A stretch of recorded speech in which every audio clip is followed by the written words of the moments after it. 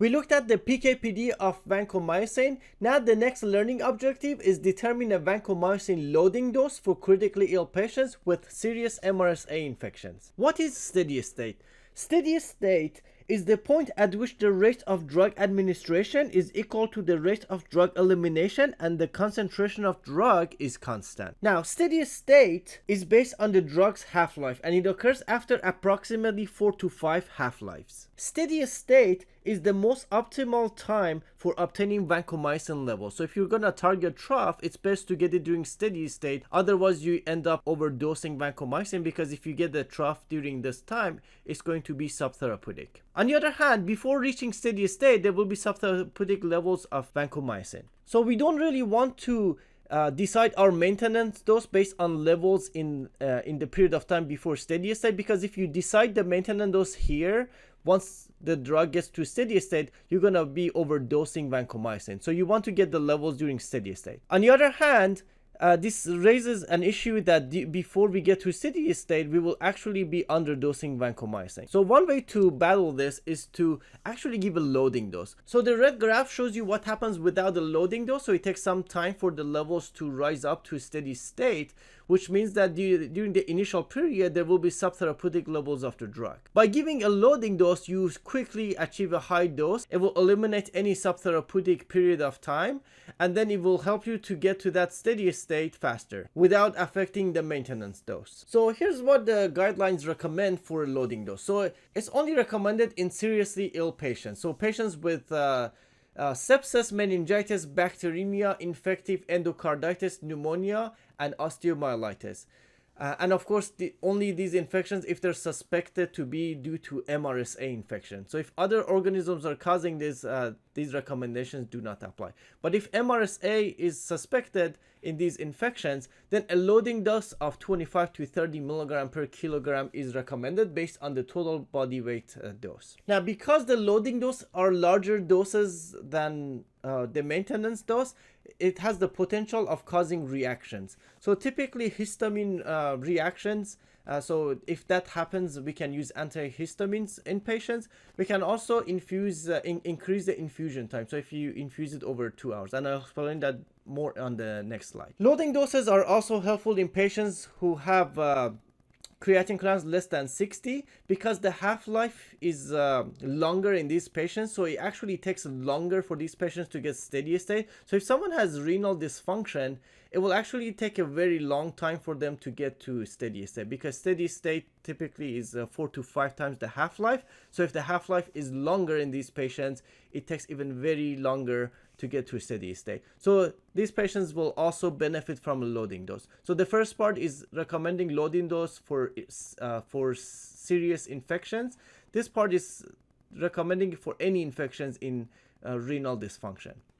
And they're saying do not exceed a single loading dose of 3,000 milligram or 3 gram because of those histamine related reactions. Now, we currently don't have clinical evidence that giving a loading dose actually makes a difference on mortality. It does make sense from a pharmacokinetic perspective that it can optimize the dosing in patients. So the 2011 IDSA guidelines for MRSA infections, they actually made a recommendation for seriously ill patients.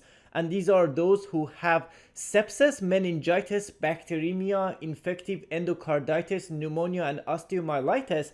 And for these patients, they recommended that a loading dose may be considered. So pay attention to the language. When they say may be considered, it means that it makes sense to do it. But, if you were to not do it, you're technically not denying the patient of life-saving intervention. Now, they recommended a dose of 25 to 30 milligram per kilo using total body weight. And because this is a large dose, you're going to end up with a large dose that puts the patient at risk of infusion-related reaction, specifically red man syndrome, which I will discuss shortly. So they do recommend to extend the infusion time to 2 hours, and also use antihistamines prophylactically in order to reduce the risk of having red man syndrome. And typically we use diphenhydramine 10 to 50 milligram, either IV or IM, to prevent red man syndrome.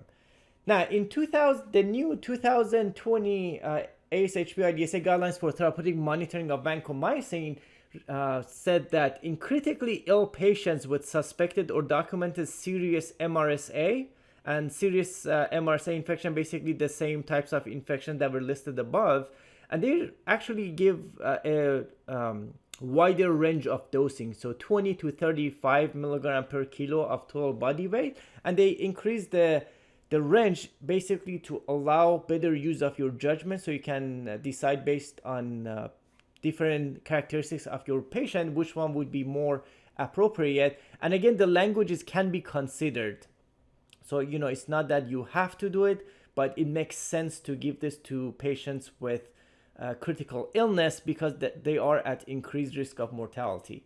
Now, in obese patients, they do recommend a smaller dose of 20 to 25 milligram, and regardless of whether the patient is obese or not, the loading dose should not exceed 3000 milligram or 3 grams. And the most common infusion-related reaction is Redman syndrome. So Redman syndrome is histamine-mediated hypersensitivity. As you can see in this picture, it actually causes flushing, erythematous rash. It causes some pruritus, and sometimes mild to profound hypotension, including even cardiac arrest, which is not as common. And this can be avoided if you slow the infusion rate. Typically, if you reduce it to about 15 milligram per minute. And there are also standardized recommendations. So if you're, you don't want to infuse anything less than 1 hour. So the infusion time for vancomycin should be at least 1 hour. And then the higher the dose, you can actually prolong it. So for anything, if it's 500 milligram or 1000 milligram, you typically infuse over 1 hour. So a 500 milligram over 1 hour, it's about 8.3 milligram per minute, and then 1000 milligram infused over 1 hour is about 16.6 milligram per minute, which is almost around 15 milligram per minute. It's not too much higher than 15 milligram. So most people will tolerate 1000 milligram over 1 hour. If they start to have reaction, what we can do is to increase the infusion time to 90 minutes and potentially 2 hours. And then 1250 milligram is recommended to do a 90-minute infusion. The same with 1500 milligram. So again, 1250 over 1.5 hour translates into 13.8 milligram per minute. And 1500 milligram over 1.5 hour is about 16.6 milligram per minute. 1750 milligram is recommended to be infused over 2 hours, which is about 14.6 milligram per minute. And 2 grams are recommended to be infused over two hours, which is about 16.6 milligram per minute. Of course, you can infuse any of these even longer if the patient was not tolerating it. So for example, I have done 1000 milligram over 3 hours in patients before, just because they weren't tolerating it. And of course, you can also administer diphenhydramine to these patients to reduce the amount of this reaction. Most patients, however, will not experience it. So most patients actually tolerate vancomycin very well.